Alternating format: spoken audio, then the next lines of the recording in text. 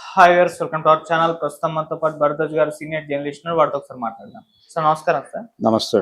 Sir Chilukuri Balaji temple ప్రధాన అర్చకులు రంగరాజన్ గారి పైన కొంతమంది 20 మంది వరకు కూడా మన రామరాజ్య సంస్థ వ్యవస్థాపకులు దాడి చేయడం అనేది ఇప్పుడు రాష్ట్ర వ్యాప్తంగా కూడా సంచలనంగా మారింది. పొలిటికలైజ్ తీసుకొని పొలిటికల్ గా కూడా అంటే ప్రభుత్వాన్ని విమర్శించే విధంగా కూడా చూస్తున్నాం. అసలు ఎవరు వీళ్ళు, ఎందుకు ఈ విధంగా దాడి చేశారు, మరి ఏం జరిగింది, మరి దీని గురించి మీరేం చెప్తారు? అంటే రామరాజ్యం అనే పేరుతో ఒక ఒక గ్యాంగ్ ఏర్పడింది. అంటే వీళ్ళ ప్రధాన ప్రతిపాదన ఏంటంటే మత పరిరక్షణ కోసం, హిందూ మత పరిరక్షణ కోసం ఉన్నటువంటి ఈ వ్యవస్థలు ఏవి కూడా పనిచేయవు.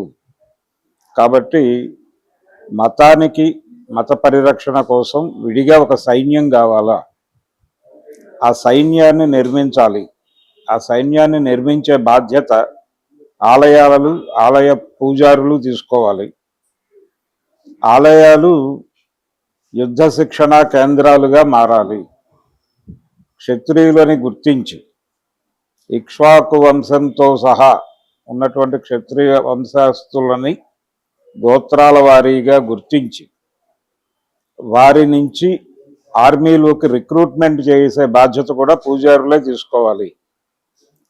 ఈ దేశంలో ఆలయాలకు ఉన్నటువంటి భూములకి రక్షణ లేదు. దేవాలయ భూముల్ని అన్యాక్రాంతం అయిపోతున్నా కానీ ఎవరూ పట్టించుకోవడం లేదు. కోర్టులు కూడా ఈ విషయంలో సీరియస్గా వ్యవహరించడం లేదు. దుష్ట శిక్షణ, శిష్ట రక్షణ అనేటువంటి కార్యక్రమం కోర్టులు, పోలీసులు కూడా చేయటం లేదు. కాబట్టి కోర్టుల్ని, పోలీసుల్ని కంట్రోల్ చేయాల్సినటువంటి పరిస్థితి ఉంది. వాళ్ళకి చట్టపరమైనటువంటి రకరకాల వెసులుబాట్లు ఉన్నాయి. ఆ వెసులుబాట్లన్నిటినీ కంట్రోల్ చేయాలి.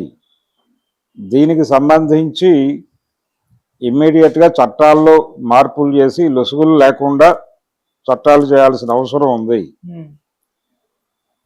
పరాయి మతస్థులు వాళ్ళ మసీదుల్లోనూ చర్చిల్లోనూ కూడా హిందూ మతాన్ని ఎలా ఇబ్బంది పెట్టాలి, హిందూ మతం అమ్మాయిలను ఎలాగా చేయాలి, లేకపోతే హిందువులను ఎలా చంపేయాలి అని తర్ఫీదు చేస్తున్నారు.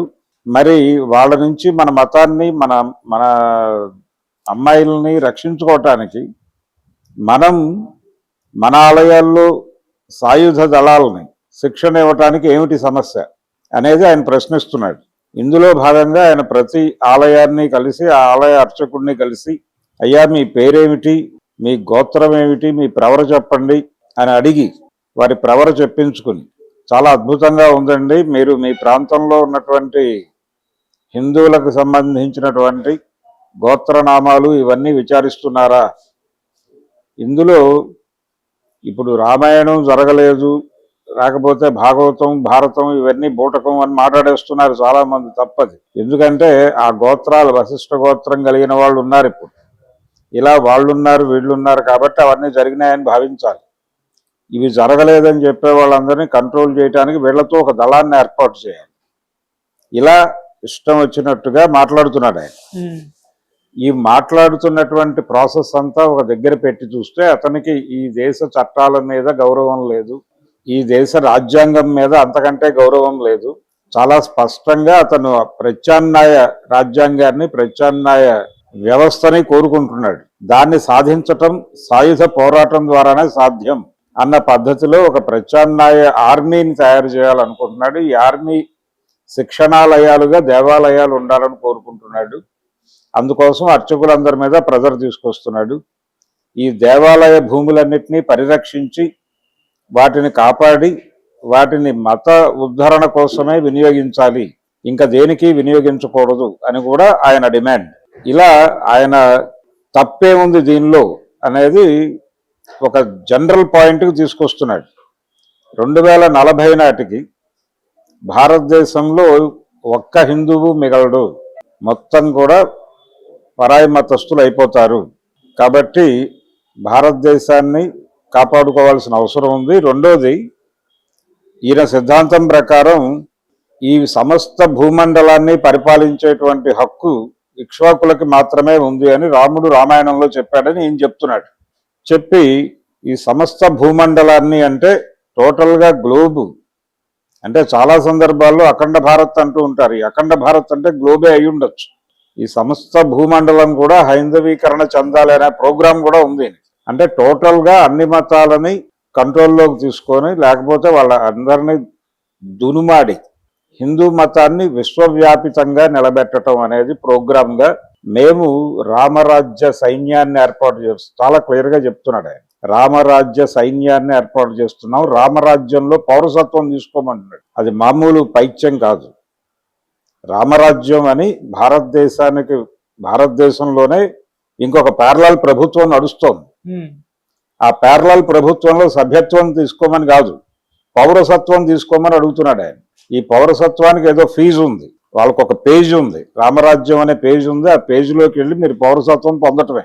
ఇలా పొందటంతో పాటు మీరు ఆ ఆర్మీని పోషించటం మీ బాధ్యతగా తీసుకోవాలి. ప్రతి హిందువు తీసుకుని మీరు తినే అన్నంలో, ఇప్పుడు అదేదో కృష్ణ పాండవీయం సినిమాలో గాంధార రాజు పిల్లలందరినీ తీసుకొచ్చి దుర్యోధనుడు దానిలో పడేసి తన తల్లి గురించి వాళ్ళు నిజం దాచారు అనేటువంటి ఒక కారణం చేత వాళ్ళందరినీ తీసుకొచ్చి అక్కడ పడేస్తాడు. అందరికీ 100 మందికి కలిపి 100 మెతుకులు వేస్తాడు. ఆ 100 మెతుకులు అందరం ఒక్కొక్క మెతుకు తిని చచ్చిపోవడం ఎందుకు, అందరం కలిసి మన మెతుకులన్నీ కలిపి ఒకటికే పెట్టి ఆడిని బతికిద్దాం. వాడు దుర్యోధనుడిని చంపేవాడిగా తయారవ్వాలనే ఒక ప్రోగ్రాంలో వాళ్ళు శకునిని తయారు చేస్తారు. అందరూ చచ్చిపోయి మిగిలినట్టు వీడేం చేస్తాడని చెప్పి వాడిని బయటకు తీస్తే తన దగ్గరే పెట్టుకుంటాడు దుర్యోధనుడు. తన కుయుక్తులతో అతని మరణం అతనే తెచ్చుకునేలాగా ఏర్పాటు చేశాడు అనేది శకుని క్యారెక్టర్ డిజైన్. ఈ విధంగా ఇలాంటి సిద్ధాంతాలన్నీ చెప్తున్నాడు ఆయన. చెప్పి మీరు తిన్నా తినకపోయినా, ఇప్పుడు ఆ శకునిని బతికించడం కోసం వాళ్ళందరూ మెతుకులు త్యాగం చేసినట్టుగా మీరు తిన్నా తినకపోయినా మీ అన్నం, మీరు వండుకున్న అన్నంలో ఒక ముద్ద మీరు తిని మిగిలినవి ఆ సైన్యానికి పెట్టండి. మీరు సంపాదించిన డబ్బుల్లో మేజర్ షేర్ దానికి ఇవ్వండి. అలా ఇవ్వటం ద్వారా మనం హిందూ మతానికి ఒక సైన్యాన్ని తయారు చేసుకుని మన మతాన్ని మనమే రక్షించేసుకుందాం, పరాయి మతాలని దునుమాడుదాం. ఇది ప్రోగ్రాం. సో భారతదేశంలో మతయుద్ధ ప్రేరేపణ చేయటంలో భాగంగా ఈయన చాలా ఆలయ అర్చకుల్ని కలిశాడు. బాపట్లలో ఉన్నటువంటి అర్చకుల్ని కలిశాడు, పిఠాపురంలో ఉన్నటువంటి అర్చకుల్ని కలిశాడు. అలాగే ఈ ధార్మిక సమావేశాలు జరిగే చోటుకి వెళ్ళి మైక్ అడుగుతాడు ఆయన. ఎవరు? ఈ రాఘవరెడ్డి అనేటువంటి ఆయన అక్కడ మైక్ అడిగి ఆ మైక్ తీసుకుని ఆయన ప్రవచనం చెప్తాడు. ఆ ప్రవచనం చెప్పేసి అలా వాళ్ళకి ఇదే ప్రోగ్రాం ఆయన. మేజర్గా ఒకటి, భారతదేశంలో హిందూ మత పరిరక్షణ కోసం చట్టాలు లేవు ప్రత్యేకంగా, కోర్టులు, పోలీసు వ్యవస్థ మనని కాపాడదు, మన భూముల్ని కాపాడదు, మనకి ఏ అన్యాయం జరిగినా వీళ్ళెవరూ న్యాయం చేయరు. కాబట్టి మన న్యాయము, మన వ్యవస్థలు మనమే ఏర్పాటు చేసుకోవాలి, మన ప్రభుత్వం మనమే ఏర్పాటు చేసుకోవాలి. మన రాజ్యం రామరాజ్య స్థాపన కోసం మనం ప్రయత్నం మనమే చేయాలి. అందుకని మనందరం కూడా రామరాజ్యంలో పౌరసత్వం తీసుకోవాలి. ఇది ప్రోగ్రాం. ఇదే మాట్లాడతాడు ఎక్కడైనా. ఇది ఆయన గొడవ. ఈ గొడవలో భాగంగా ఆయన వీరిని కలిశాడు, రంగరాజన్ పరిస్థితి ఏమిటంటే, చిలుకూరు ఆలయానికి ఒక ప్రత్యేకత ఉంది. ఆ ప్రత్యేకత ఏంటంటే, దాదాపుగా ఎండోమెంట్ డిపార్ట్మెంట్ కిందకి దేవాలయ ఆస్తులు వెళ్ళటాన్ని వీళ్ళు వ్యతిరేకిస్తారు. ఎండోమెంట్ వాళ్ళు గుళ్ళోకి రాకుండా ఉండటం కోసం హుండీ బయట పారేసినటువంటి చరిత్ర ఉంది వారి. 30/87 అని ఒక యాక్ట్ ఉంది, ఎండోమెంట్ యాక్ట్. ఆ ఎండోమెంట్ యాక్ట్ మీద యుద్ధం ప్రకటించినటువంటి ఆలయం చిలుకూరు బాలాజీ ఆలయం. ఈ ఎండోమెంట్ యాక్ట్ తీసుకొచ్చినప్పుడు, ఆ ఎండోమెంట్ యాక్ట్ తీసుకొచ్చినటువంటి ముఖ్యమంత్రి ఎవరు? 87లో నందమూరి తారక రామారావు గారు. ఆయన అనువంశక అర్చకత్వాన్ని, మిరాసీదారుల్ని ఒక కలంపోటుతో రద్దు చేశాడు. అంటే ఆలయ అర్చకుడు కుమారుడే ఆలయ అర్చకుడు కావాలి అని ఉండేది, అనువంశక అర్చకత్వం అంటారు. దాన్ని తీసేసి వాళ్ళకు కూడా రిటైర్మెంట్ పెట్టాడు. ఈ 55-58 ఏళ్లకు మీరు రిటైర్ అయిపోయి ఇంటికి వెళ్ళిపోవటమే, వేరే వాళ్ళు అర్చకుడుగా వస్తారు. ఆ రిక్రూట్మెంట్ వ్యవహారాలన్నీ మేము చూసుకుంటాం. అలాగే దేవాలయ భూములన్నీ కూడా దేవాదాయ శాఖ కంట్రోల్లో ఉంటాయి. వాటిలో వచ్చినటువంటి ఆదాయంలో గుళ్ళని చూస్తూనే ప్రజలకి కూడా సంక్షేమం అందించడానికి ఈ నిధులు వాడతాం. ఇలాంటి నిర్ణయాలన్నీ చేశాడు ఆయన. ఏది ఆ 30/87 యాక్ట్లో. ఓకే. ఈ అనువంశక అర్చకత్వం రద్దు, మిరాసీదారులు రద్దు అంటే ప్రతి ఆలయానికి తిరుమల దేవస్థానానికి ఉన్నంత ఆదాయం ఉంటుందన్నట్టుగా ఈయన భావిస్తున్నాడని ఎవరు ఎన్టీ రామారావు భావిస్తూ ఇలాంటి చట్టాలు తీసుకొస్తున్నాడని ఆయన మీద ఆ రోజుల్లో అర్చక సంఘాలన్నీ కూడా విరుచుకుపడ్డాయి. విరుచుకుపడటంతో పాటు నాకు గుర్తుండి ఆ రోజుల్లో ఇక్కడ అలంపూర్లో నరసింహస్వామి గుళ్ళో భీమసేనాచారి అనేటువంటి ఒక పూజారి ఆయన ఈ ఎండోమెంట్ అదే ఈ 30/87 యాక్ట్కి నిరసనగా గర్భగుడిలోనే గంటకి ఉరేసుకుని చనిపోయాడు. అది చాలా సెన్సేషన్ ఆ రోజుల్లో. అలా దాని మీద వెంటనే దాన్ని విత్డ్రా చేయాలని చెప్పేసి పెద్ద ఎత్తున ఆందోళన చేశారు. ఆయన పట్టించుకోవాలి. వారి ధోరణిలో వారు కొనసాగటంతో వీళ్ళు కోర్టులను ఆశ్రయించారు. కోర్టుల్లో చాలా సుదీర్ఘంగా నడిచింది ఆ పోరాటం. ఈ లోపల రామారావు గారు వెళ్ళిపోయారు. అది కూడా ప్రస్తావిస్తున్నాడు ఈయన. ఎవరు? ఈ రాఘవరెడ్డి. ఎన్టీ రామారావు గారు అవన్నీ చేయబట్టే ఆయనకు అలాంటి మరణం సంప్రాప్తించింది అని కూడా ఒక వీడియోలో వారు ప్రవచించారు. ప్రవచిస్తూ అదే రామారావు గారి యాక్ట్కి వ్యతిరేకంగా యుద్ధం ప్రకటించినటువంటి చిలుకూరు బాలాజీ టెంపుల్ మీద ఈయన యుద్ధం ప్రకటించాడు. ప్రకటించి ఆయన డిమాండ్ ఏమిటి? నువ్వు ఇమ్మీడియట్గా రామరాజ్యంలో సభ్యత్వం తీసుకొని నీ ఆలయాన్ని సైన్యాన్ని తయారు చేయటానికి ఒక యుద్ధ రంగానికి తర్ఫీదు చేసేటువంటి యుద్ధ విద్యలు నేర్పే ఒక ఆలయంగా, ఒక శిక్షణాలయంగా, యుద్ధ విద్యల శిక్షణాలయంగా నీ ఆలయాన్ని మార్చేయి. నువ్వు ఈ ప్రాంతంలో ఉన్నటువంటి సుక్షత్రియులను గుర్తించు గోత్రనామాలతో. నీకు తెలుసా ఆ ప్రోగ్రాం ఉందా? ఇవన్నీ అడిగాడే దానిలో ఇంట్రాగేషన్ బయటకు వచ్చిన వీడియోలో. నీకు అసలు ఈ దృష్టి ఉందా? ఇక్ష్వాకు వంశస్థులు ఎవరో తెలుసా నీకు? మీ ఏరియాలో ఉన్నారా? కనిపెట్టావా? గోత్రనామాల ప్రకారం వెరిఫై చేస్తున్నావా? ఇదంతా పురోహితుడిగా నీ బాధ్యత, అర్చకుడిగా. ఆ బాధ్యత వదిలేసి ఇంకేదో మాట్లాడతావేంటి? నువ్వు కోర్టుల్లో కేసులు వేసానంటావేమిటి? కోర్టుల్లో దుర్మార్గంగా వ్యవహరిస్తాయని నీకు తెలీదా? కోర్టులు కాదు మనది ప్రత్యామ్నాయ వ్యవస్థ కదా. ప్రత్యామ్నాయ వ్యవస్థ నిర్మాణానికి నువ్వు సహకరించవేంటి అని ఆయన మీద చాలా సీరియస్గా దాడి చేసి కొట్టినంత పని చేశాడు. ఆయన కొట్టాడు కూడా. వాళ్ళ అబ్బాయిని కూడా కొట్టాడు. ఆయన కింద కూర్చుని ఉంటే మోకాళ్ళ మీద కుర్చీలో కూర్చుని గదమాయించాడు. దౌర్జన్యం చేశాడు. దీన్ని ఖండించాలా అంటే ఖండించాల్సిన అవసరం ఏం లేదు. అది మీరు ఇలాంటి ఆలోచన విధానాలని ఈ మధ్యకాలంలో వాంటెడ్గానే ప్రమోట్ చేస్తున్నారు. హిందూ మతం ప్రమాదంలో ఉంది అనే నినాదాన్ని జనంలోకి నాటడం ద్వారా ప్రభుత్వాలు ఏర్పాటు చేసి దాదాపు 15 ఏళ్లుగా పరిపాలన సాగిస్తున్నటువంటి పరిస్థితులు మనం చూస్తున్నాం. ఈ హిందూ మతం ప్రమాదంలో ఉంది అని చెప్పి హిందూ మతంలో ఉన్నటువంటి న్యూట్రల్స్ని తమ మతంలోకి తిరిగి, అంటే ప్రతి ఒక్క హిందువులోనూ పరాయి మతం మీద ద్వేషం పెరిగేలాగా, భయం పెరిగేలాగా చేయగలిగారు. ఎప్పుడైతే హిందూ మతం మెజారిటీ మతమే, కానీ హిందూ మతంలో ఉన్న మెజారిటీ హిందూ మతోన్మాదులు కాదు, కానీ మెజారిటీని హిందూ మతోన్మాదులుగా మార్చే ప్రయత్నం జరుగుతున్న సందర్భంలో ఈ దేశంలో ఉన్నటువంటి మైనారిటీల్లో భయం మొదలైంది. సో మేము ఎలా బతకాలి ఈ దేశంలో అని చెప్పి వాళ్ళు దారులు వెతుక్కోవడం మొదలుపెట్టారు. ఈ గందరగోళపు పరిస్థితి దాపురించడానికి కారణం ఈ ఆలోచనని ప్రమోట్ చేసినటువంటి సంఘ్ పరివార్ చేసినటువంటి ఆడినటువంటి వికృత క్రీడ తాలూకా విశ్వరూపమే ఈ రాఘవరెడ్డి మాత్రమే కాదు, ఇప్పుడు వందలాది యూట్యూబ్ ఛానల్స్ కావచ్చు, అనేక సైన్యాలు, ప్రతి ఒక్కరూ ఒక్కొక్క సైన్యమే అలా ఏర్పడిపోయి రోజు ఎవరో ఒకళ్ళని టార్గెట్ చేసి వాళ్ళ మీద దాడి చేయటం ప్రోగ్రామ్గా పెట్టుకుని బతుకుతున్నారు వీళ్ళందరూ నిరంతరం. మొన్న ఈ మధ్య ఎవరో యాంకర్ ఏదో పొరపాటున ఒక మాట అంటే రామలక్ష్మణులు కల్పిత పాత్రలు అన్న ఒక మాట అన్నందుకు గానీ ఆవిడ మీద జరిగిన దాడి చూసాం మనం. ఇలా ఎవరు ఏం మాట్లాడినా దాడి చేస్తారు. ఒక సినిమా రివ్యూలో ఇలాంటి సందర్భమే రామాయణంలో జరిగింది అని నేనంటే నా మీద కూడా దాడి జరిగింది. తంగలాన్ సినిమా. సో ఇలాంటి పరిస్థితులు ఉన్నాయి ఇప్పుడు. వీటి వికృత శిశువే అతను. ఇప్పుడు అది వాళ్ళ ఇంటర్నల్ వార్గా మారిపోయి ఇప్పుడు మనం స్ట్రెంగ్థన్ అవ్వాలి అనే ప్రోగ్రాంలో భాగంగా ప్రతి ఆలయాన్ని సైనికాలయంగా మార్చండి, సైనిక శిక్షణాలయంగా మార్చండి అనే దీనిలో ఉన్నాడు.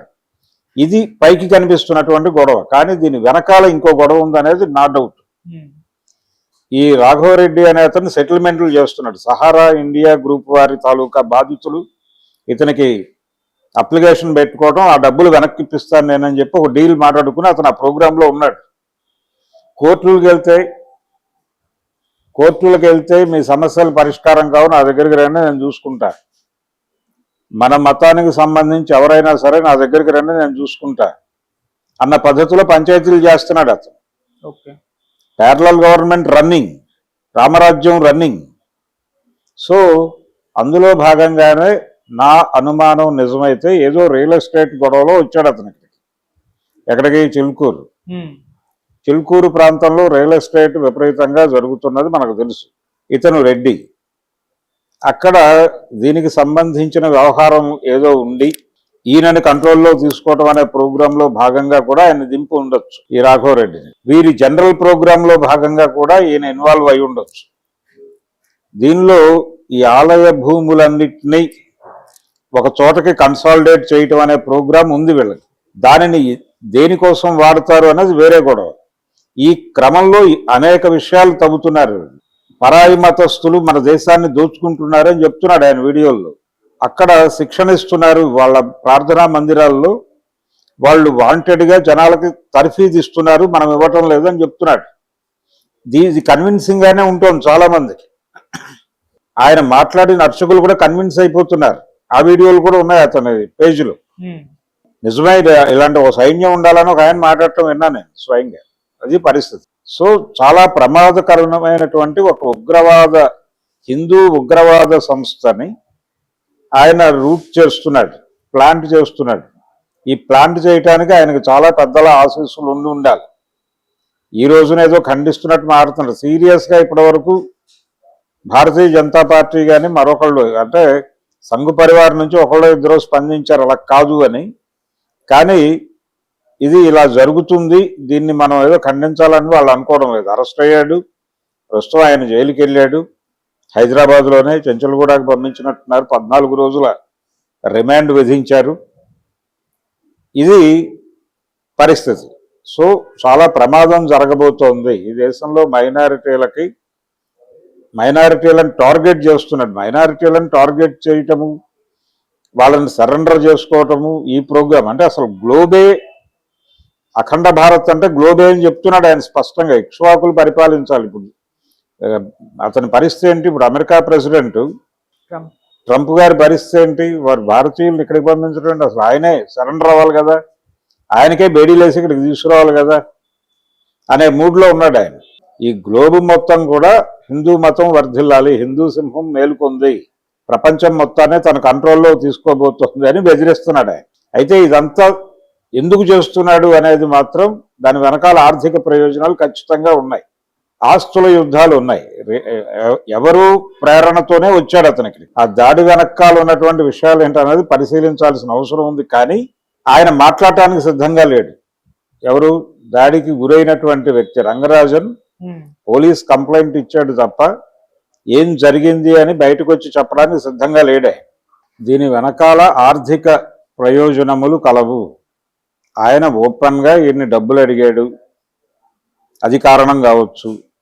నువ్వు డబ్బులు పోగేసి ఇవ్వాలి రామరాజ్యానికి అని కూడా అడిగి ఉండొచ్చు.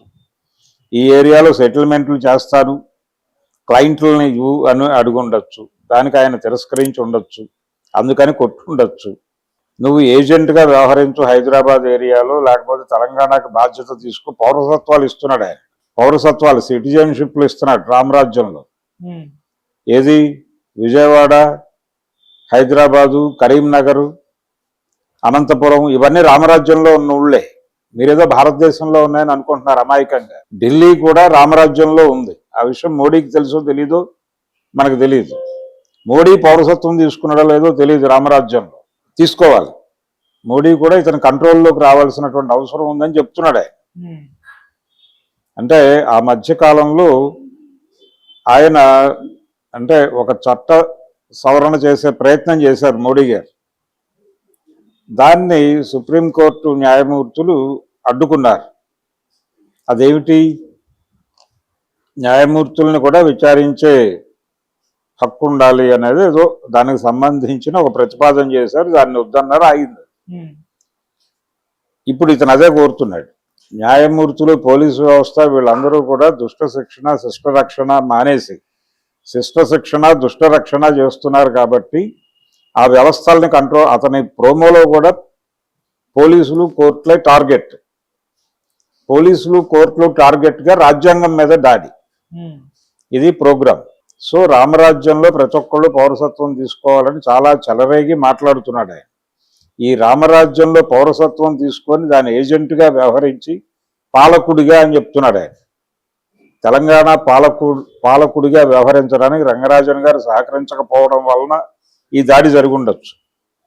లేదు, ఈయనకు ఆల్రెడీ తెలంగాణలో ఎవరో హోప్ కలిగించి ఇదిగో ఈ డిస్ప్యూట్ ఉంది ఈ ఆలయంతో అని చెప్పి ఆ పని మీద దిగి అందులో భాగంగానే ఇందులోకి ఇరికించి కూడా కొట్టి ఉండొచ్చు. ఇలా 100 కోణాలు ఉన్నాయి దానిలో. అంటే అతని చరిత్ర చదివితే, చరిత్ర చూస్తే చాలా ప్రమాదకరమైన వ్యవహారం జరుగుతోంది. ఆయన రంగరాజన్ మీద దాడి చేశాడు, దాన్ని పట్టించుకోవాలని నేను అంటం లేదు. కానీ ఇది చాలా, ఈ ధోరణి ప్రమాదకరం. ఈ ధోరణి మీద సమాజం అప్రమత్తంగా ఉండాల్సిన అవసరం ఉంది. సమాజం ఇలాంటి వాళ్ళ పట్ల అప్రమత్తంగా ఉండాల్సిన అవసరం ఉంది. ఇప్పుడు యూట్యూబ్లో ఒక వీడియో చేస్తే వెంటనే ఫోన్లు వస్తాయి. ఫోన్లు వచ్చి మీరు ఆ వీడియో డిలీట్ చేస్తారా చేయరా, లేకపోతే ఏం జరుగుతుందో మీకు తెలుసా. ఇప్పుడు ఆయన బెదిరించాడు. అతను ఎవరిని బెదిరించాడు? రేపు ఉగాది లోపు నువ్వు ఏ విషయం చెప్పకపోతే ఆ తర్వాత ఎవరు రావాలో వారు వస్తారు, ఏం చేయాలో అది చేస్తారు, అప్పుడు ఆపడానికి ఎవరికీ సాధ్యం కాదని చెప్పాడు వార్నింగ్. ఎవరు? ఈ రాఘవరెడ్డి. అదే వార్నింగ్ ఇస్తున్నారు వాళ్ళు ఫోన్లలో. ఎవరైనా హిందూ మతం మీద కానీ లేదు వాళ్ళ సంస్థల మీద కానీ వాళ్ళు చేసే అరాచకాల మీద కానీ, ఇప్పుడు మొన్న ఏమమ్మాలో కూడా వాళ్ళే చెప్తున్నారు బుక్ షాపుల్లో. ఇప్పుడు రాఘవరెడ్డి మీద మాట్లాడుతున్నారు అందరూ.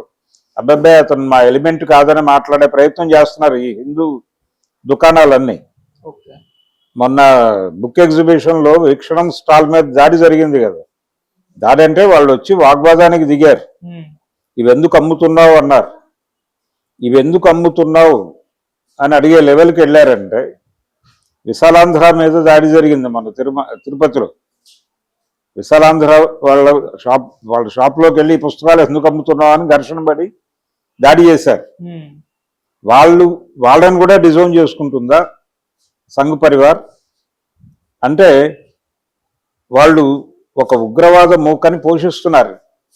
అందులో భాగంగా ఇది ఒక దళ నిర్మాణంలోకి వచ్చారు. మేము సాయుధంగా ఉంటామని చెప్తున్నారు, ఆయుధాలు పట్టుకుంటామంటున్నారు, ఆయుధాలు పట్టుకుని దాడులు చేస్తామంటున్నారు, దునుమారుతామని చెప్తున్నారు. సో వాళ్ళు ఈ లెవెల్కి వెళ్ళిపోయారు. ఇది నేను అనుకోవటం అయితే పక్క మతాలని భయపెట్టడం. అంటే వీళ్ళు ఇచ్చినటువంటి ఒక ప్లాట్ఫామ్ మీద ఇలాంటి శక్తులు అనివార్యంగా పుట్టేస్తాయి. దీనికి నైతిక బాధ్యత వహించాలి వాళ్ళు. ఎవరైతే ఈ దేశంలో మెజారిటీ మతం ప్రమాదంలో ఉంది అని చెప్పడం ద్వారా అధికారం అనుభవిస్తున్నారో వాళ్ళు నైతిక బాధ్యత వహించాలి ఈ కార్యక్రమానికి. కాబట్టి ఇది ప్రజల్ని టెర్రరైజ్ చేసేటువంటి కార్యక్రమం. ఒకవైపేమో దేశం మొత్తాన్ని కార్పొరేట్లకు కట్టబెట్టేటువంటి ప్రయత్నం చేస్తున్న వాడేమో ఇతనికి విలన్గా కనిపించడు, ఇంకెవరెవరో విలన్లుగా కనిపిస్తారు. ఇక్కడ ఉన్నటువంటి ఈ చర్చిల్లో ఉండే పాస్టర్లు వీళ్ళకి విలన్లు. అదే మాట్లాడుతున్నాడు అతను. కాబట్టి ఇలాంటి వీళ్ళని ప్రోత్సహిస్తారు. అది ఈరోజు ఏదో అరెస్టు జరిగింది కానీ ప్రోత్సహిస్తారు. రంగరాజన్ గారు కూడా అతని మీద సీరియస్ ఎలిగేషన్లు పెట్టడానికి సిద్ధంగా లేడు. దాడి వరకే దాన్ని కన్ఫైన్ చేసి ఏదో పద్ధతిలో అతన్ని బయటికి వచ్చేస్తాడు. అతను ఒక అండర్స్టాండింగ్ ఏదో వస్తారు ఆ ఇష్యూకి సంబంధించి. ఆయన మీడియా ముందుకు రావట్లేదు రంగరాజన్. ఇప్పుడు కాదులేండి తర్వాత మాట్లాడదాం అని చెప్తున్నాడు ఎవరు అడిగినా. అంటే అది ఇంటర్నల్ వ్యవహారంగా చేసేటువంటి ప్రయత్నం ఏదో చేస్తున్నారు. కాబట్టి సమాజం హిందూ మతంలో పెరుగుతున్నటువంటి ఈ ఉగ్రవాదపు లక్షణాల పట్ల అప్రమత్తంగా వ్యవహరించాల్సినటువంటి అవసరం ఉంది. రామరాజ్యం అనేది చాలా ప్రమాదకరం అనే విషయం మనకి ఇప్పుడు అర్థం చేయించాడు ఆయన. కాబట్టి రామరాజ్యం అనే దారుణమైనటువంటి